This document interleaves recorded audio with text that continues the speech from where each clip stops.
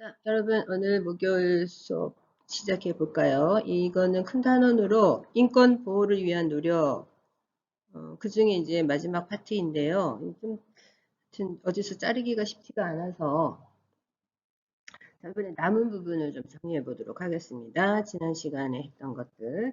특히 지난 시간에 선생님이, 동영상 올릴 때, 요번에 뭐 하여튼 순서가 바뀌어져서 유튜브에, 평소에 누르던데, 공개랑 비공개가 자리 바꿈을 했어요. 그래서 습관적으로 눌렀다가 약간의 사단이 일어났고 좀 당황했던 학생들이 있었으리라고 봅니다. 다음부터는 그런 실수를 안 할 것이고요. 무엇보다도 빨리 얼굴을 보고 대면 수업을 통해서 생동감 있는 수업을 하기를 간절히 바라고 있겠습니다. 자, 들어가 볼까요? 자, 마지막 지난번 시간까지 우리가 뭐를 봤느냐 하면 세계 인권 단체의 활동을 보았어요. 자, 그래서 휴먼 라이츠 워치하고 국제 엠네스티를 봤었거든요. 자, 나머지 이제 몇 가지 좀 더 보도록 하겠습니다. 자, 그 중에 대표적인 것이 프리덤 하우스라고 하는 것이 있어요. 프리덤 하우스. 자, 여기에 전 세계 민주주의 수호에 앞장서고 있다는 평가를 받는 국제 비정부 기구다 이런 얘기죠. 자, 이러한 이제 국제 기구들은요, 여러분이 3학년 올라가면 또 다른 단원으로 공부를 하게 됩니다. 조금 더 심화적으로. 자, 그래서 다시 얘기하지만 우리가 국제 기구, 국제 과목을 공부하고 있는 학생들 중에 가장 아름다운 상태는 뭐냐 하면 나의 진로를 이 과목 속에서 한번 찾아보는 것이거든요. 자, 그래서 뭐 예를 들어 언론 활동을 하면서도 국제 기구와 맞닿을 수가 있고요. 그렇죠? 예, 그다음에 내가 하여튼 전공하고자 하는 부분과 국제 사회와 어떻게 연결이 될 수 있는가를 좀 폭넓은 시야로 찾고 탐색하는 것이 되게 중요할 것이라고 보겠습니다. 자, 여기 노란색 칸에 여러분이 보시면 요거 어떻게 만들어졌는가 뭐 이런 이야기들이 나오죠. 자, 요거는 프랭클린 루즈벨트라고 하는 이부인 여기에 이제 영부인 그쵸? 예, 대통령 부인 엘라노 프랭클린 뭐 루즈벨트 대통령의 영부인 엘라노와 루즈벨트가 되겠죠. 그쵸? 자, 이분이 흑인들의 인권 신장을 위해서 노력을 했다. 자, 그래서 이게 나름 이게 셀럽이지 않겠어요. 그죠? 그래서 이제 미국 내 유명 인사들을 모아서 그 다음에 41년 뉴욕에 설립되어 있는 비영리 민간단체다. 이런 얘기 나오죠. 자, 그래서 워싱턴과 뉴욕 등에 본부를 두고 있고 이 단체 이사회는 민주공화 양당의 저명한 정치인, 정부 관료, 학계, 언론계를 대표하는 인사들로 초당적으로 운영이 된다. 자, 그래서 다양한 이제 민주주의의 발전, 그쵸? 혹은 최근에는 뭐 난민 지원, 그쵸? 독재 반대, 뭐 이런 이야기들이 쭉 하고 나올 겁니다. 여기 보면은 나토 결성도 지지하 우리가 나토 이런 것들도 공부했었어요. 그죠? 예, 그 다음에 미국 민권운동, 베트남 난민 지원, 그 다음에 폴란드나 필리핀. 폴란드는 여러분 한동안 공산주의 국가였었죠. 우리가 80년대 말 90년대 들어서 세계 공산주의가 붕괴되기 전에는 정말 미국을 중심으로 하는 자유주의 진영과 소련을 중심으로 하는 오늘 러시아이긴 한데요. 이런 공산주의 진영들이 좀 나뉘어져 있어서 서로 좀 대립하고 있었던 구도가 한동안 펼쳐졌었습니다. 그 중에 이제 동유럽 공산주의 국가. 그런데 거기서는 소련에 저항하는 민주주의 운동이 상당히 활발했던 곳이 폴란드이기도 해요. 자, 그랬을 때 서방 세계에서 폴란드의 민주화 운동을 상당한 정도로 지원했겠죠. 자, 그다음에 이제 이 동남아 일대가 아직도 좀 정치가 불안정한 나라들이 많은데요. 특히 필리핀, 민주화 운동, 독재 반대하는 것이죠, 그렇죠? 중국, 쿠바, 미얀마 등등. 자, 이런 활동을 했다 이렇게 보시면 될 것 같습니다. 자, 그래서 뭐. 그 세계 민주주의 발전이라 그럴까요? 이런 데 공헌한 사람들에게 프리덤 어워드라 그래서 어떤 상도 수여했었다는 거죠. 그래서 영국의 처칠, 트루먼 대통령, 체코의 바칠라프 하벨 대통령. 예, 특히 바칠라프는 체코의 거의 뭐 뭐라 그럴까요? 가장 존경받고 사랑받는 정치인이었다 이렇게 보시면 될 것 같고, 지금 현재 달라이라마 같은 경우는 티벳에서 빠져나와서 영국에 이제 머무르는 망명가인데, 예, 이건 종교적인 지도자이자 동시에 예, 어떤 그 티벳 사람들의 정신적 지주가 되는 분이죠. 자, 이런 분들이 중국의 지배로부터 어떻게든 티벳이 독립해 나오기 위한 예, 저항 운동을 벌이는 중심에 있다 이렇게 보시면 됩니다. 자, 그러니까 프리덤 하우스는 말 그대로 전 세계인의 자유와 민주주의 수호를 위해서 노력하고 있는 민간 단체다 이렇게 보시면 될 것 같습니다. 자, 그래서 여기 보시면 예, 극단적인 반공주의도 비판하죠. 특히 우리가 예, 메카시 선풍이라 그래서 하여튼 미국 내에서도 예, 반공 이념이 굉장히 강해서 공산주의를 반대한다는 거 아니겠어요, 그렇죠? 자, 그래서 좀 여러 가지 좀 문제들이 많았던 시대가 있었습니다, 미국에서. 자, 그다음 60년대는 예, 흑인 민권 운동. 우리가 킹 목사 예, 또 보았었고요. 예, 그다음에 반전 운동, 베트남 전쟁 이런 것들이 있잖아요. 그죠? 자, 아까 동유럽 민자 운동은 예, 폴란드를 중심으로 하는 뭐 체코. 자, 이런 나라들이 소련의 지배로부터 좀 뭔가 이렇게 억압으로부터 벗어나오고자 하는 예, 동유럽 공산주의 진영의 민주화 운동 같은 것들도 지원했다. 다 얘기했었습니다. 자, 그래서 최근에 이제 신생 국가들이 많이 나와요. 예. 자, 그래서 그들의 어떤 선거도 제대로 치르기 어려울 정도의 사회적 기반이 약한 신생 국가들도 되게 많거든요. 자, 그랬을 때 선거관리위원회 같은 것들의 구성을 지원한다든지, 그래서 어쨌건 전 세계의 민주화를 위해서 나름 애를 쓰고 있는 예, 비영리 민간단체다 이렇게 보시면 될 것 같고요. 지금 보다시피 프리덤 하우스 2015년 언론 지수 뭐 이런 것들이 나오잖아요. 예, 자, 여기에서 예, 각국의 민주주의와 언론 자유의 어떤 그 보고서와 더불어 언론 자유 지수 같은 것들을 공개적으로 발표를 한다. 이렇게 보시면 자, 우리나라는 한번 보세요. 자, 북한은 뭐 거의 지금 최하위이고 참 슬픈 현실인데 우리나라도 이때가 25년이면 언제냐면 박근혜 정부 때니까요.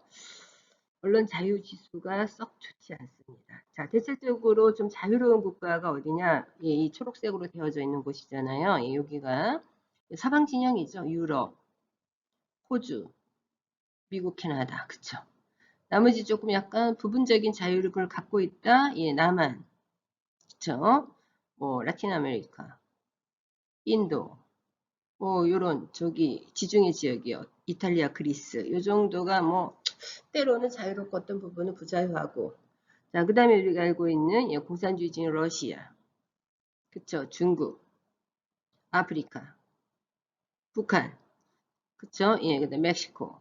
뭐 이런 등등의 나라들이 지금 굉장히 이제 프리덤 하우스의 조사에 의하면 민주주의나 언론 자유의 정도가 굉장히 낮다. 이렇게 이해할 수 있는, 자, 이런 건 굉장히 중요한 어떤 그 지표가 되는 예, 조사가 될 것 같습니다.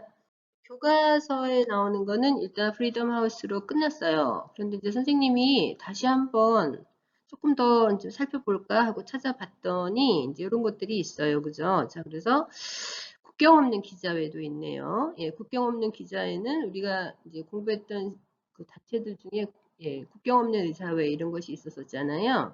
아마 의사냐 기자냐의 정도의 차이만 있고 전 세계를 대상으로 예, 국경을 초월한 활동이다 하는 단체다 이렇게 이해하시면 될 것 같아요. 그죠? 1985년에 프랑스의 어떤 기자가 창설했다 이렇게 이해하시면 되고요. 예, 전 세계 곳곳에 이제 언론 자유 지수 같은 것들을 조사하고 그것을 바탕으로 예, 언론의 자유의 정도를 순위를 나타내고 뭐 이런 활동을 하는 것 같아요. 자, 그래서 여기 보면 예, 2016년 우리나라 언론 자유 지수의 순위 예, 막 들쭉날쭉하죠, 그죠?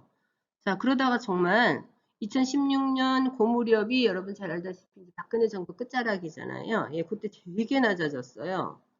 자, 그래서 2017년 많이 조금 높아졌죠. 그리고 지금 20년쯤에 와서는 거의 뭐 2016년과 비교를 하면 30등 정도의 예, 순위 변동이 있다 이렇게 보시면 우리가 이제 정부를 이끄는 사람이 그러니까 즉 말하자면 대통령이죠. 대통령의 성향이 어떠냐에 따라 예. 그 나라의 언론의 어떤 지수나 언론 자유의 보장 정도 이런 것들이 많이 달라지고 국제사회 특히 국경 없는 기자회 같은 곳에서도 이런 것들은 이제 순위를 매기고 뭐 이런 할 때 아무래도 순위가 좀 높아지고 이런 모습을 볼 수가 있습니다. 그죠?